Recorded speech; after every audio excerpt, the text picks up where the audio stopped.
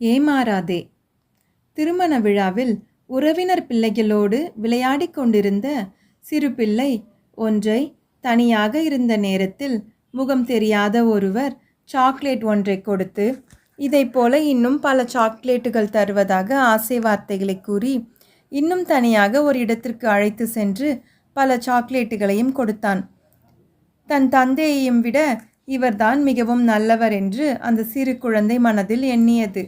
சற்று நேரத்தில் அந்த பிள்ளை அணிந்திருந்த விலை உயர்ந்த தங்கச் சங்கிலியை கழற்றி எடுத்து கொண்டான். அந்த பக்கம் தற்செயலாக வந்த உறவினர் ஒருவரின் சத்தத்தை கேட்க அவன் அந்த சிறு பிள்ளையை விட்டுவிட்டு ஓடிப்போனான்.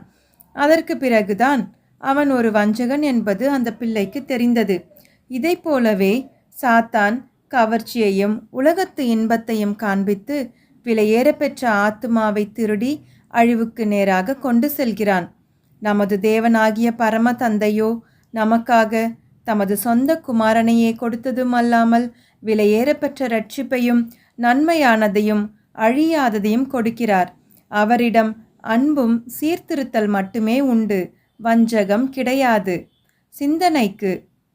அப்பொழுது ஸ்திரீயானவள் அந்த விருட்சம் புசிப்புக்கு நல்லதும் பார்வைக்கு இன்பமும் புத்தி தெளிவிக்கிறதற்கு இச்சிக்கப்படத்தக்க விருட்சமுமாய் இருக்கிறது என்று கண்டு அதன் கனியை பறித்து புசித்து தன் புருஷனுக்கும் கொடுத்தாள்.